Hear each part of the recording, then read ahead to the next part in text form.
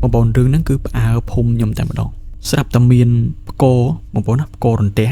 គឺថាអូយើងមកផ្ទះបាញ់ហើយផ្ទះគាត់ហើយនឹងផ្ទះខ្ញុំហ្នឹងគឺនៅអត់ឆ្ងាយគ្នាទេដាក់មីងដាក់អ៊ីហ្នឹងនៅក្នុងរឹងហើយសែងមកសែងអ៊ីហ្នឹងប៉ុន្តែគាត់ថាឃើញស្បែករបស់គាត់ឡើងស្វាយមក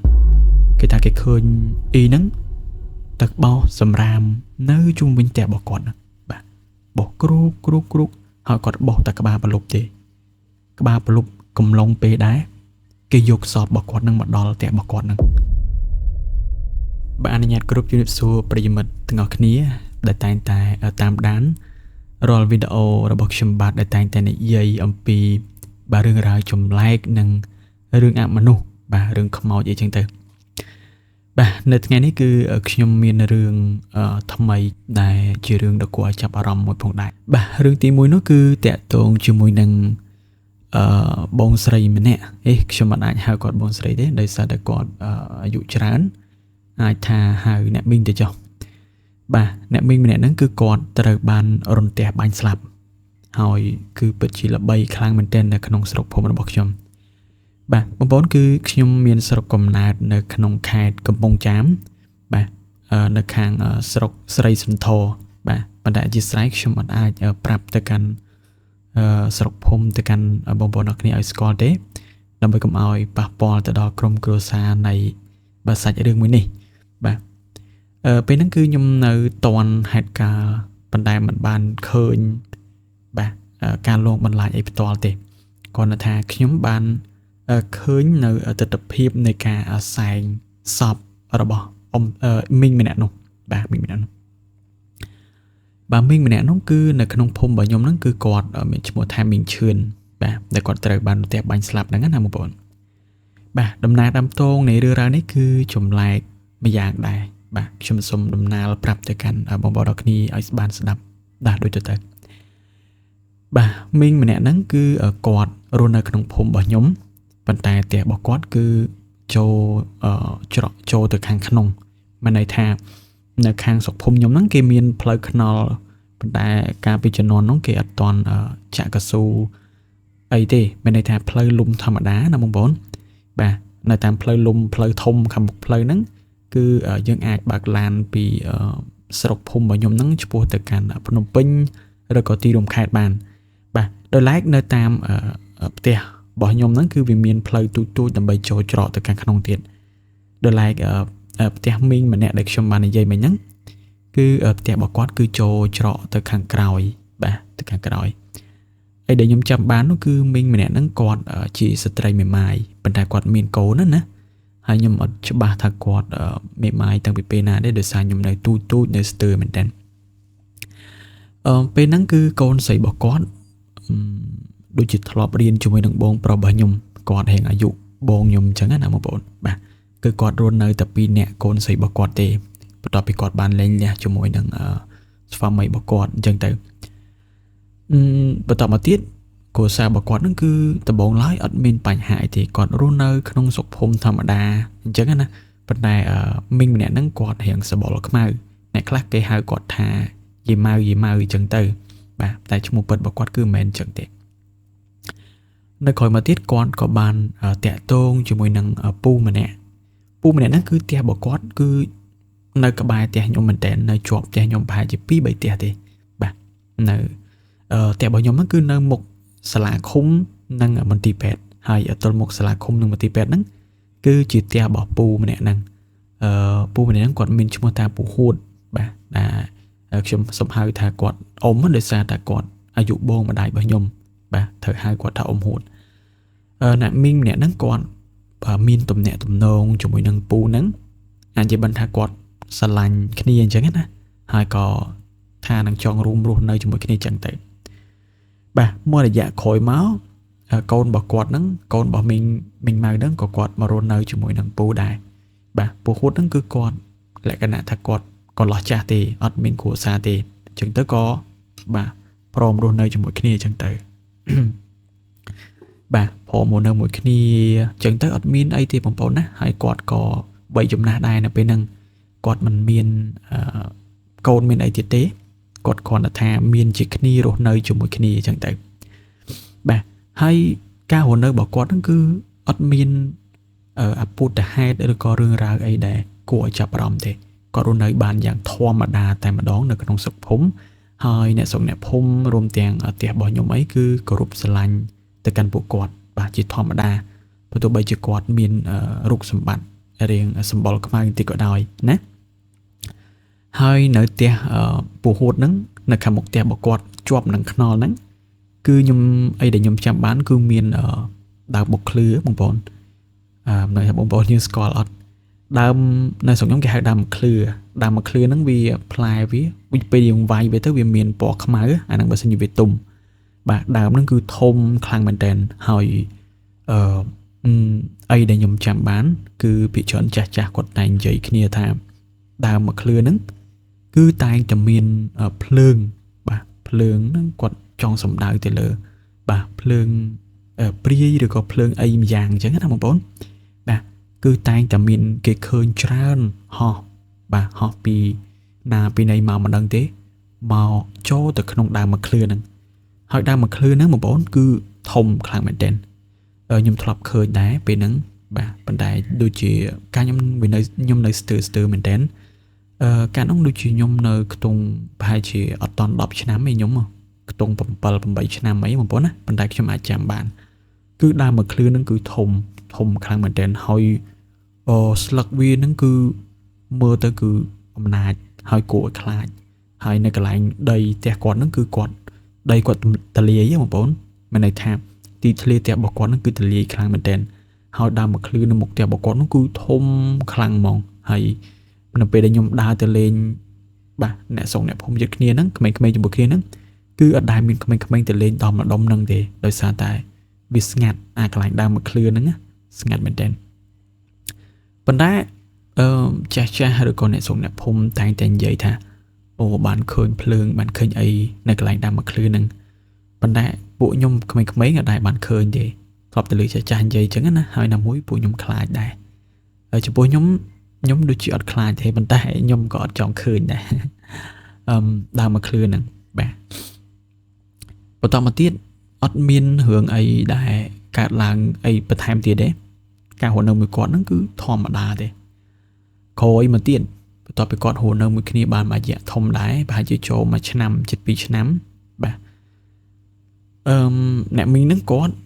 ចាប់ផ្ដើមចង់ជួយរកលុយដើម្បីចិញ្ចឹមគ្រួសាររបស់គាត់បាទគាត់ហ្នឹងក៏ទៅស៊ីឈ្នួលរបៀបដកសំណាបនៅស្រុកខ្ញុំគេស្ទូងស្រូវបងប្អូនបើន័យថាគេស្ទូងស្រូវគេសាបសំណាបអញ្ចឹងទៅគេដកសំណាបហ្នឹងយកទៅស្ទូងបាទហើយអ្នកមីងម្នាក់ហ្នឹងបាទអ្នកមីងម៉ៅហ្នឹងគាត់របៀបថាគាត់ទៅស៊ីឈ្នួលគេដកសំណាបដើម្បី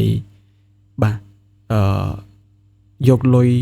មកទិញម្ហូបដើម្បីផ្គត់ផ្គង់គ្រួសាររបស់គាត់ហ្នឹងណាបាទអ្នកមីងហ្នឹងគាត់ក៏ទៅស៊ីឈ្នួលដកសំណាបគេហើយការពីជំនាន់អីដែលខ្ញុំចាំបាននៅពេលហ្នឹងគឺជំនាន់ហ្នឹងខ្ទង់ខែ8ខែ9គឺទឹកឡើងហើយនៅខាងស្រុកភូមិខាងកំពង់ចាមហ្នឹងស្រុកភូមិរបស់ខ្ញុំហ្នឹងបាទនៅពេលដែលទឹកឡើងគឺវាទឹកឡើងខ្លាំងបានន័យថាលិចនៅក្រោយភូមិក៏លិចនៅក្បែរភូមិហ្នឹងក៏លិចដែរបាទការកំឡុងឆ្នាំ2000ខ្ញុំចាំបានពេលហ្នឹងគឺទឹកឡើងខ្លាំងលិចទាំងផ្លូវទៀតបាទអានេះគឺខ្ញុំនិយាយកាលពីឆ្នាំ2000ទេប៉ុន្តែរឿងដែលខ្ញុំពងនិយាយនេះវាមិនមែនឆ្នាំ2000ទេបងប្អូនណាវាខ្ទង់ឆ្នាំ2000ខ្ញុំប្រហែលជា2008អញ្ចឹងណាហើយជាពីខ្ទង់2008 2009អីហ្នឹងបងប្អូនព្រោះអីពេលហ្នឹងខ្ញុំអាយុប៉ុណ្ណឹងគឺល្បាក់ហ្នឹង2008 2009ណាបាទគាត់ក៏ទៅស៊ីឈ្នួលដកសំណាបឲ្យគេដើម្បីយកលុយហើយគាត់ទៅជាមួយនឹងកូនស្រីរបស់គាត់ហើយរឿងពេលហ្នឹងគឺចាប់ផ្ដើមមានគេហៅថារឿងអាក្រក់បានកើតឡើងទៅកាន់ក្រុមគ្រួសាររបស់គាត់ដែរ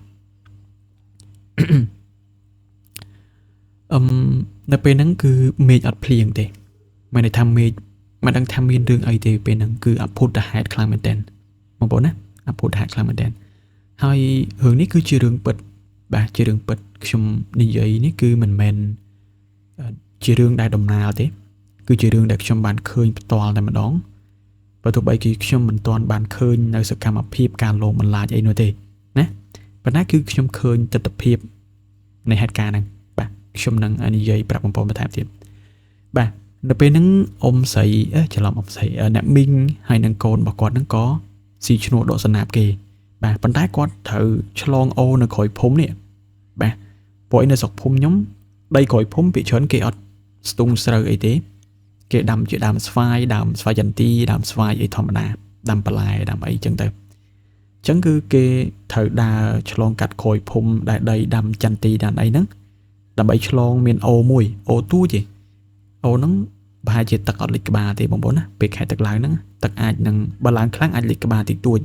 ប៉ុន្តែពេលហ្នឹងឡើងអត់ខ្លាំងប្រហែលទេបើសិនជាខ្ញុំក្មេងនៅការហ្នឹងធំកអញ្ចឹងមនុស្សចាស់ពេលដែលគាត់ចុះទៅគឺបាទត្រឹមចកេះបងប្អូនណាត្រឹមចកេះអញ្ចឹងគាត់នឹងកូនស្រីរបស់គាត់ហ្នឹងក៏ឆ្លងអូហ្នឹងដើម្បីទៅស៊ីឈ្នួលដកសណាប់ស្ទូងស្រូវឲ្យគេបាទគេស្ទូងហ្នឹងស្ទូងនៅអាដីដែលនៅស្រុកភូមិខ្ញុំគេហៅអាម៉េចគេហៅមានដីទួលគេអញ្ចឹងណាបងប្អូនខ្ញុំមិនសូវយល់ដែរបាទដីជំនាខាងនោះគឺទឹកអត់លិចទេបើទោះបីជាទឹកលិចក៏វាអត់លិចខ្លាំងដែរអញ្ចឹងគឺគេអាចស្ទូងស្រូវបានបាទស្ទូងស្រូវបានបាទនៅពេលដែលគាត់ទៅស៊ីឈ្នួលស្ទូងស្រូវគេហ្នឹងពេលហ្នឹងគឺល្ងាចឯងពេលដែលគាត់ទៅដកស្នាបឲ្យគេហ្នឹងគឺអត់មានបញ្ហាអីទាំងអស់គាត់ដកស្នាបបានធម្មតាការពេលហ្នឹងការដែលខ្ញុំចាំបានដូចជាគេគិតម៉ាតបបានដូចជា1000អីចឹងណាខ្ញុំភ្លេចបាត់ហើយយូរដែរបងប្អូនណាប្រហែលជាម៉ាតប1000ឬក៏មួយផ្លូន1000ខ្ញុំភ្លេចបាត់ហើយចំពោះម៉ាតបហ្នឹងគឺវាមាន4កដាប់បងប្អូនណា4កដាប់ស្រូវសម្រាប់បងប្អូនដែលធ្លាប់ដកសណាប្រហែលជាអាចស្គាល់បើសិនជាបងប្អូនថ្មីប្រហែលជាអត់ស្គាល់ថាកដាប់ហ្នឹងមិនកដាប់ហ្នឹងគឺគេដកសណាប់ហ្នឹងបាទមកដុំអញ្ចឹងទៅគេយកខ្សែចងវាទៅអាហ្នឹងគេហៅកដាប់ស្រូវមួយកដាប់ហើយគេដកគិតជាតបឬក៏គិតជាផ្លូនតាមម្ចាស់អីចឹងទៅបាទខ្ញុំធ្លាប់ស៊ីឈ្នួលដកឲ្យគេដែរតែខ្ញុំដកឲ្យម៉ែរបស់ខ្ញុំបាទនិយាយលេងទេបាទនៅពេលហ្នឹងគាត់អ្នកមីងម៉ៅហ្នឹងហើយនឹងកូនស្រីរបស់គាត់ក៏ស៊ីឈ្នួលដកសណាបឲ្យគេចឹងទៅហើយរហូតដល់ពេលអាសៀលខ្ទង់ប្រហែលជាម៉ោង3ម៉ោង3ជាងអញ្ចឹងគាត់គឺត្រូវត្រឡប់មកវិញបាទត្រូវត្រឡប់មកផ្ទះវិញខ្ទង់ម៉ោង4អីហ្នឹងម៉ោង4ជាងម៉ោង5អីទៅជាទូទៅគឺថាម៉ោង4ជាង7:05ហ្នឹងគឺគាត់ឈប់ដកសណាបហើយគាត់ធ្វើការឆ្លងអូនហ្នឹងត្រឡប់មកផ្ទះគាត់វិញប៉ុន្តែនៅថ្ងៃហ្នឹងអត់ដឹងថាមានរឿងអីទេមេឃនៅពេលហ្នឹងគឺខ្ទង់ខែហ្នឹងវាមានខ្យល់ខែ8ខែ9ហ្នឹងវាមានខ្យល់ហ្នឹងបងប្អូនមានខ្យល់ហើយមេឃវារៀងអ៊ូអាប់ចង់កក់ខែចង់ភ្លៀងតិចមិនដឹងប៉ុន្តែអត់ជាភ្លៀងខ្លាំងអីទេនៅពេលហ្នឹងកូនស្រីរបស់គាត់អង្គុយដកសណាប់នៅដីអ្នកមីងម៉ៅហ្នឹងគាត់កំពុងតែបាទប្រមូលកដាប់ស្រូវនឹងដាក់មកដុំដើម្បីរាប់ឬក៏ប្រមូលឲ្យម្ចាស់ស្រូវនឹងសំណាបនឹងស្រាប់តែមានអភូតហេតុមួយបានកើតឡើងបងប្អូនរឿងហ្នឹងគឺផ្អើលភូមិខ្ញុំតែម្ដងផ្អើលខ្លាំងមែនទេស្រាប់តែមានផ្គរបងប្អូនណាផ្គររន្ទះក្តាំងគឺផ្អើលភូមិតែម្ដងផ្អើលភូមិខ្ញុំតែម្ដងហើយខ្លាំងបងប្អូនលឺខ្លាំងមែនទេម្នាក់គឺផ្អើលមែនទេគេអត់ដឹងថាហេតុអីបានទៅជារន្ទះបាញ់ចឹងទេហើយអ្នកស្រុកអ្នកភូមិគឺអត់មានណាគេចាប់អារម្មណ៍ទេពេលហ្នឹងអត់ចាប់អារម្មណ៍ថារន្ទះបាញ់ដើមឈើឬក៏មិនគឺអត់មានអ្នកណាដឹងទេគ្រាន់តែថាគេឆ្ងល់ថានៅសុកមេឃអត់ភ្លៀងអត់អីខ្លាំងផងរន្ទះបាញ់ក្តាំងយកតែម្ដងបាទក្តាំងយកតែម្ដងបាទបន្តមកទៀតខ្ទង់ប្រហែលជាម៉ោងពេលរន្ទះបាញ់ហ្នឹងអីដែលខ្ញុំចាប់បានពេលហ្នឹងគឺអត់តន់ល្ងិតទេខ្ទង់ម៉ោង4ជាងបាទហើយពេលហ្នឹងគេវ៉ាកងខ្ញុំនៅរៀនដែរបាទគេវ៉ាកងស្រាប់តែគេផ្អើលថាអូយីម៉ៅរន្ទះបាញ់បាទអ្នកខ្លះហៅយីម៉ៅអ្នកខ្លះហៅមីងម៉ៅអញ្ចឹងតែពេលហ្នឹងគឺខ្ញុំហៅអ៊ីម៉ៅណាគឺថាអូយីម៉ៅរន្ទះបាញ់ហើយផ្ទះគាត់ហើយនឹងផ្ទះខ្ញុំហ្នឹងគឺនៅអត់ឆ្ងាយគ្នាទេខ្ញុំក៏រត់ទៅមើលបាទ អីដែលខ្ញុំចាំបាននៅពេលហ្នឹងហើយឃើញផ្ទាល់នឹងភ្នែកចឹងបងប្អូនគឺមានពូប៉ផឬក៏បងប៉ផខ្ញុំចាំអត់ច្បាស់ថាគាត់មកពីណាពីណីទេតែនៅស្រុកភូមិរបស់ខ្ញុំណាគាត់ក៏ដាក់រឹងគេមានរឹងធម្មតាហ្នឹងរឹងហ្នឹងពណ៌ខៀវបាទគេដាក់រឹងដាក់ស្នែងទៅដាក់មីងដាក់អ៊ីហ្នឹងនៅក្នុងរឹងហើយសែងមកសែងអ៊ីហ្នឹងហើយមួយទៀតខ្ញុំភ្លេចប្រាប់បងប្អូនយើងអ៊ីម៉ៅហ្នឹងគាត់មានផ្ទះមួយដែរផ្ទះរបស់គាត់ហ្នឹងគឺនៅជិតផ្ទះពូហួតដែលគាត់រស់នៅមួយគ្នាហ្នឹងគាត់ថាផ្ទះគាត់នៅរៀងត្បូងជាងគេមានន័យថាផ្ទះពូហួតដែលខ្ញុំនិយាយដែលគាត់តាក់ទងគ្នាហ្នឹងគឺនៅជាប់ម្ដុំផ្ទះខ្ញុំបាទប៉ុន្តែផ្ទះគាត់គឺនៅមុខខ្នល់នៅខ្នល់ធំដោយឡែកផ្ទះមីងម៉ៅហ្នឹងដែលដំបូងឡើយគាត់រស់នៅមួយកូនគាត់ហ្នឹងគឺផ្ទះគាត់ចូលច្រកទៅក្នុងបាទទៅក្នុងមានន័យថានៅផុតហើយនៅពេលដែលគាត់មកនៅផ្ទះពហុហ្នឹងគឺគាត់អាសាទៅឲ្យផ្ទះរបស់គាត់ដែរទៅបោសសម្អាតទៅអីចឹងទៅបាទនៅពេលហ្នឹងបងប្អូននៅពេលដែលមីងម៉ៅហ្នឹងត្រូវបានគេដឹងថាគាត់ផ្ទះបាញ់ស្លាប់ហ្នឹងនៅពេលដែលគេបានសែងសាកសពរបស់គាត់ដាក់រឹងហ្នឹងគឺគេអត់បានយកមកផ្ទះរបស់ពូហួតដែលត្រូវជាបាទពូដែលគាត់រស់នៅជាមួយគ្នាហ្នឹងទេគេបែរជាយកសពរបស់មីងម៉ៅហ្នឹងយកទៅដាក់នៅផ្ទះចាស់របស់គាត់ដែលជាផ្ទះខ្ទមទូចមួយទេតែគាត់រស់នៅមួយកូនរបស់គាត់ហ្នឹងបាទហើយពេលហ្នឹងគឺខ្ញុំចាំច្បាស់មែនទែនព្រោះអីអ្នកស្រុកអ្នកភូមិរបស់ខ្ញុំគឺផ្អើលទៅមើលតែម្ដងទៅទាំងខ្លាចប៉ុន្តែចង់ឃើញខ្ញុំអីហ្នឹងខ្លាចប៉ុន្តែចង់ឃើញគឺគេអត់ឲ្យយកសពរបស់អ៊ីហ្នឹងយកចូលក្នុងផ្ទះរបស់គាត់ទេខ្ញុំមិនដឹងថាមិនដែរបងប្អូនប៉ុន្តែរឿងដែលខ្ញុំនិយាយហ្នឹងគឺខ្ញុំនៅចាំនៅក្នុងខ្លួនហ្មងចាំរហូតដល់ខ្ញុំវ័យប៉ុណ្នេះណាបងប្អូនកាលនោះខ្ញុំ8ឆ្នាំរហូតដល់ប៉ុណ្នេះគឺវានៅតែដកជាប់នៅក្នុងចិត្តបាទពេលហ្នឹងគឺគេយកក្រាតង់ហ្នឹងយកទៅក្រានៅមុខផ្ទះរបស់គាត់នៅមុខផ្ទះខ្ទមរបស់គាត់ហ្នឹងណាផ្ទះខ្ទមរបស់គាត់ហ្នឹងគឺអត់ធ្វើផ្ទាល់ដីទេគេមានកម្មចដាប្រហែលជា3-4កម្មឡើងទៅលើអញ្ចឹងអត់មានរូបអីមើលទេបងប្អូនគេយកសពរបស់គាត់ហ្នឹងយកទៅដាក់នៅមុខផ្ទះរបស់គាត់ហើយគេតម្លាក់អាខ្សែរឹងអានរឹងដែលគាត់គេសែងគាត់ហ្នឹងខ្ញុំចាំបានដូចជាអ្នកសែងប្រហែលជាខ្ទង់ 3-4 នាក់ពីមុខពីក្រោយបាទគេតម្លាក់អ៊ីម៉ៅហ្នឹងដាក់លើតង់ហើយនៅមុខផ្ទះរបស់គាត់ហើយរឿងនៅលើខ្លួនរបស់គាត់មួយចំហៀងខ្លួនគាត់ចេះមកជាហៀងនៅគៀនចំហៀងខ្លួនរបស់គាត់ហ្នឹងខ្ញុំឃើញច្បាស់ផ្ទាល់ភ្នែកហ្មងគឺមានដូចរបៀបភ្លើងឆេះចឹងរោលវារបៀបរោលពីចុងជើងរហូតដល់ដៃរបស់គាត់រោលខោអាវរបស់គាត់ហ្នឹងដូចឆេះចឹងខ្ញុំមិនដឹងថាមិនដែរប៉ុន្តែមើលទៅគឺគួរឲ្យខ្លាចមែនទែនគួរឲ្យខ្លាចបាទវាមិនមែនគួរឲ្យខ្លាចគាត់លងអីទេតែកណ្ដាលដែលយើងឃើញទស្សនវិជ្ជាអារបៀបដូចភ្លើងឆេះដូចរោលដូចឈៀមអញ្ចឹងប៉ុន្តែមិនមែនផ្ទះបាញ់ទៅបាសសក់អីអត់អញ្ចឹងឯងគាត់ថាឃើញគាត់ស្លាប់ហើយមុខរបស់គាត់គេក្រោបបាត់ហើយខ្ញុំអត់បានឃើញទេប៉ុន្តែគាត់ថាឃើញស្បែករបស់គាត់ឡើងស្វាយមកឡើងស្វាយខៀវមកមើលទៅឡើងគួរឲ្យខ្លាចបាទហើយបន្តមកទៀតគេអត់ប្រើកណាត់សទេខ្ញុំមិនដឹងថាមិនដែរគេអត់មានប្រើកណាត់សយកមកក្រោបទៅលើសពរបស់គាត់ទេណាគេគាត់តែយកគាត់មកដាក់នៅលើក្រាតង់នៅមុខផ្ទះរបស់គាត់ហ្នឹងហើយអង្រឹងដែលគេយកសែងគាត់ហ្នឹងគឺគេដាក់ក្រោបគាត់តែម្ដងគេទាញអាគៀនហ្នឹងក្រោបទប់ទៅបាទហើយពេលហ្នឹងខ្ញុំចាំបានថាដូចជាគេអត់មានរកអាចារ្យរកអីទេបងប្អូនណាគឺអត់មានរកអាចារ្យឬក៏រកលោករកអីគឺអត់មានទេខ្ញុំមិនដឹងថាមិនដែរនៅពេលហ្នឹងឬមួយក៏គាត់ក្រពេកអត់ពេកឬក៏មិនខ្ញុំអត់ច្បាស់ដែរដោយសាររឿង view បងប្អូនបាទ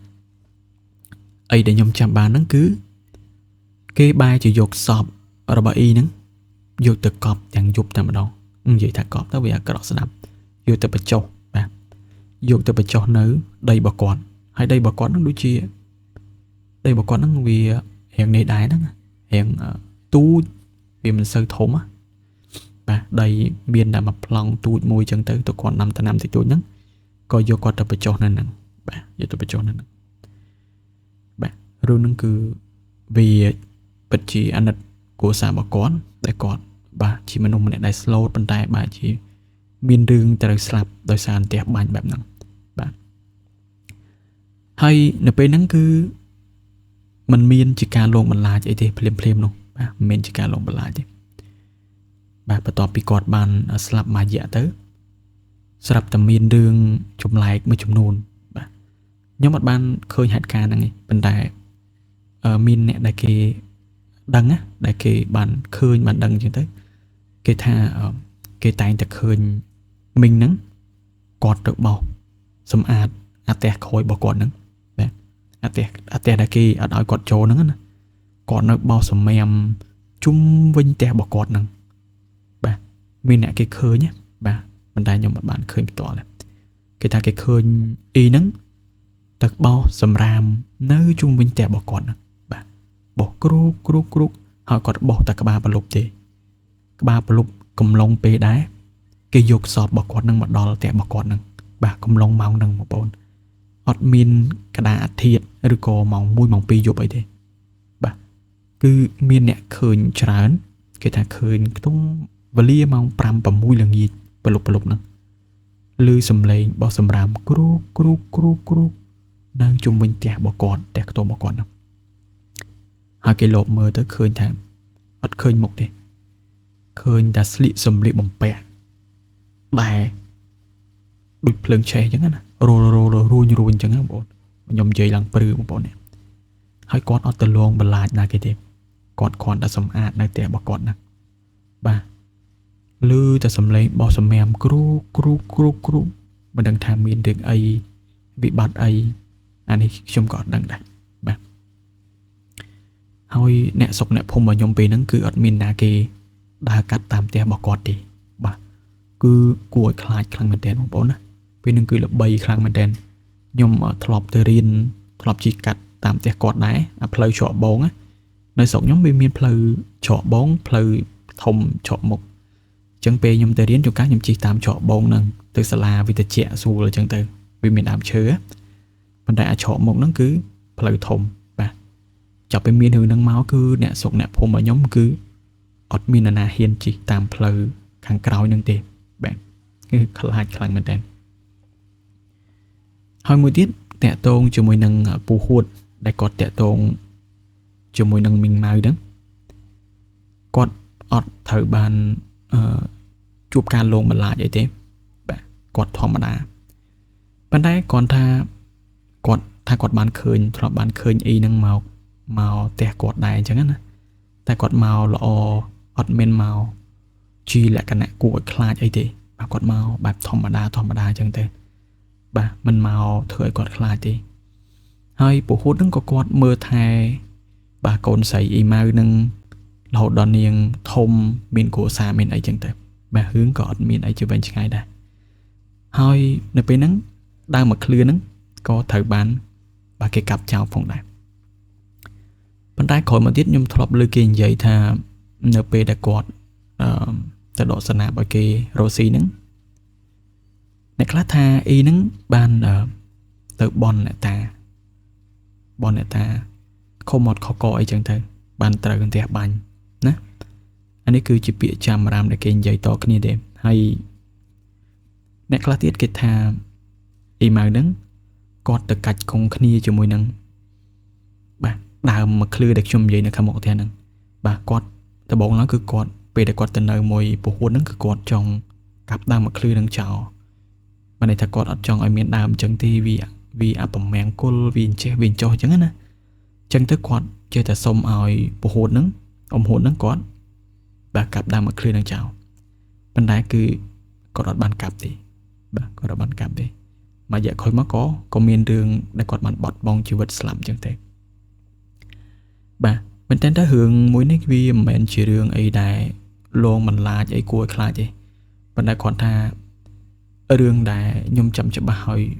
រន្ធត់ជាងគេនោះគឺតាក់ទងមួយផ្ទះបាញ់ហ្នឹងតែម្ដងបងប្អូនអ្នកនេះសាកសម័យមើលមេឃភ្លៀងព្រិចស្រាប់តែរន្ទះបាញ់ផាំងឡើងផ្អើភូមិហ្មងបងបាទផ្អើភូមិតែម្ដងបាទហើយក្រោយមកទៀត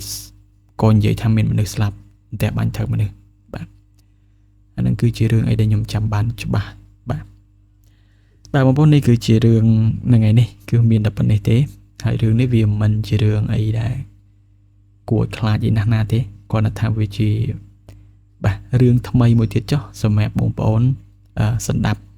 នៅក្នុងវីដេអូនេះបាទខ្ញុំនៅមានរឿងរ៉ាវច្រើនទៀតដែលនឹងបន្តរំលែកជូនទៅកាន់បងប្អូនប្រិយមិត្តឲ្យបានស្ដាប់ផងដែរនៅវីដេអូក្រោយៗទៀតបាទកុំភ្លេច Subscribe trên YouTube ខ្ញុំបាទម្នាក់មួយដើម្បីនឹងទទួលបានវីដេអូនិយាយរឿងដំណើរបន្ថែមទៀតហើយសម្រាប់បងប្អូនដែលមានបាទរឿងរ៉ាវដែលនិយាយតគ្នាអីហ្នឹងឬក៏រឿងរ៉ាវប្លែកអីនានាចង់ឲ្យខ្ញុំបាទធ្វើការអធិប្បាយឬក៏ដំណើរជូនបងប្អូនអាចផ្ញើរឿងនោះមកកាន់ខ្ញុំបាទផ្ទាល់តែម្ដងតាមរយៈលេខ Telegram របស់ខ្ញុំក៏បានតាមរយៈ Facebook Page របស់ខ្ញុំឬក៏ Facebook ផ្ទាល់ខ្លួនរបស់ខ្ញុំបាទអរគុណច្រើនបងប្អូនអ្នកគ្នាហើយខ្ញុំបាទនឹងជួបបងប្អូនអ្នកគ្នានៅក្នុងវីដេអូក្រោយទៀតជម្រាបលា